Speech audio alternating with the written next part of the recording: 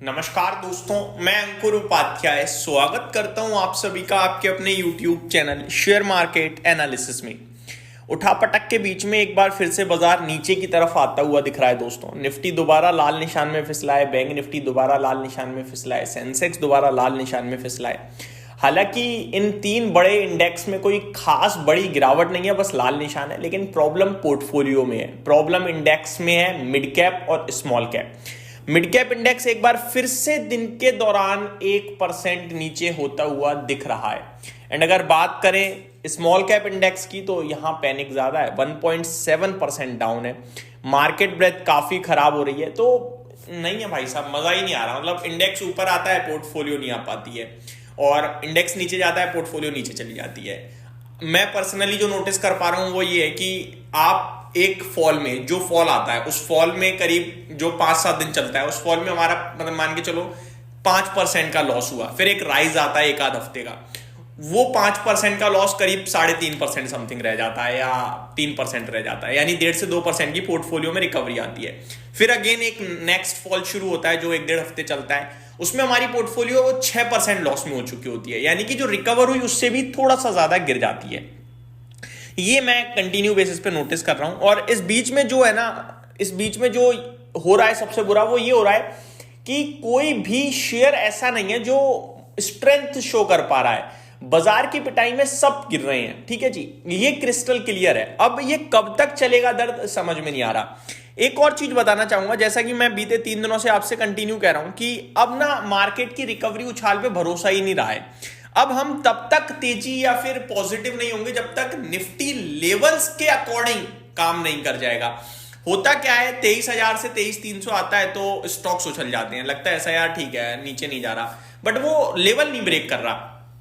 अब अभी का फ्रेश लेवल क्या है वो मैं आपको बताना चाहूंगा। फ्रेश लेवल आपके साथ ऑलरेडी 23,350 है। अब देखो, बहुत बड़ी कैंडल बनी है दोस्तों 2 दिन पहले, ठीक है, बहुत बड़ी कैंडल जिसने एक ही दिन में सारी रिकवरी को खा लिया। और उस दिन लो लगाया 22,976 का, और उस दिन का हाई है 23,426। तो ये उस दिन का हाई जब तक ब्रेक ना करे तब तक क्या ही पॉजिटिव होना बाजार पे।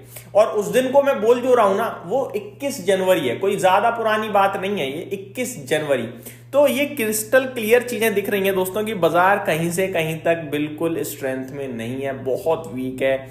किसी भी वक्त एक fresh round of selling start हो सकती है जो आपको 22,800 में भी 22,600 तक पहुंचा सकती है। और बाजार में 22,600 के आसपास तक जाने के बाद ही बाजार में कहीं ना कहीं रुकावट आएगी इस गिरावट में, ऐसा मेरा मानना है। इस बीच में स्मॉल कैप और मिड कैप को करीब, स्मॉल कैप इंडेक्स को यहां से एडिशनल 3% टूटना है और मिड कैप इंडेक्स को करीब करीब 6%। तो ये एक क्रिस्टल क्लियर चीजें हैं जो मैं पहले भी कह चुका हूं, एक बार फिर इस वीडियो में कह रहा हूं।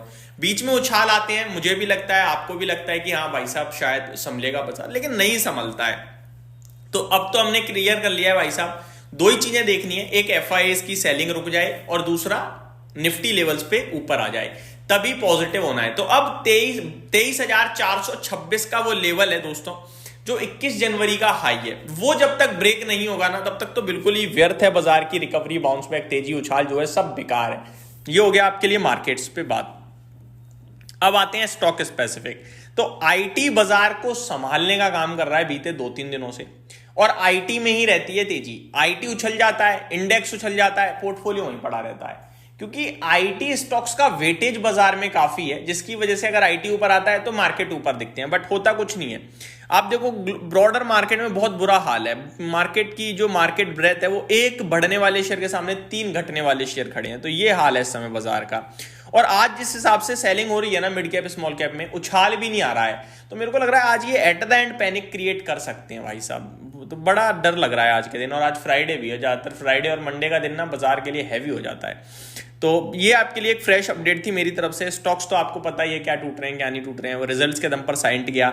जुपिटर वैगन का शेयर टूटता हुआ दिख रहा है काफी तेजी से, कोई खबर वगैरह भी मेरे को नहीं लगता ऐसे स्टॉक में। 9% टूट गया ये स्टॉक जुपिटर वैगन्स का, 9%। तेजस नेटवर्क अपने नंबर्स के बाद नीचे है। टेक्नो इलेक्ट्रिक का शेयर टूट रहा है। सिंजिन इंटरनेशनल, केईसी, ये मतलब केईसी इंटरनेशनल जो बहुत स्ट्रॉन्ग रहता था, 900 रुपए पे तो मैंने डिस्कस किया है, 1100 रुपए तक गया था। कंपनी का मैनेजमेंट करा है 40,000 41,000 करोड़ की ऑर्डर बुक है। कंपनी को डेली बेसिस पे ऑर्डर्स मिलते हैं कहीं ना कहीं। अभी 23,000 करोड़ के मार्केट कैप पे कंपनी आ गई, 1,300 रुपए का हाई लगाया है, 826 पे खड़ा है शेयर। और बहुत ही ज्यादा खराब सिचुएशन होते हुए दिख रही है, और ये रीजन नहीं मिल रहा है क्यों हो रही है, बस होते जा रही है, ये हमें क्लियर दिख रहा है भाई साहब। तो स्टॉक्स में बाइंग करने के लिए हम बिल्कुल जल्दबाजी नहीं करेंगे, लेकिन लॉन्ग टर्म इन्वेस्टर्स को यही सारा समय होता है जब मौका मिलता है खरीदने का। अब स्टॉक चल जाएंगे तब क्या मजा आएगा खरीदने में ना।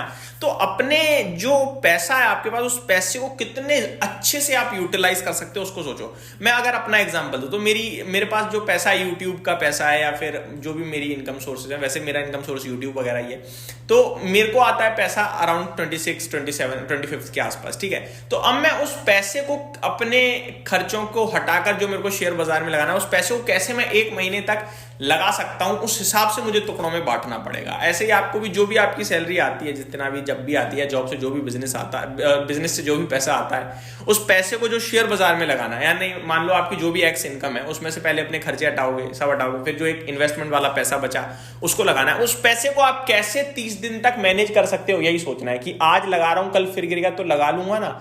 इस हिसाब से आप करोगे तभी इस बाजार में टिक पाओगे, अदरवाइज कुछ नहीं है। और बेच कर जाने से तो कोई फायदा मुझे लगता नहीं है, लॉन्ग टर्म में बाजार ऊपर जा जाएगा। तो यही मैं आपके साथ शेयर करना चाहता हूं इस वीडियो के माध्यम से। उम्मीद करता हूं डिटेल्स आपको पसंद आई होंगी। Thank you so much for watching this video. Have a great day.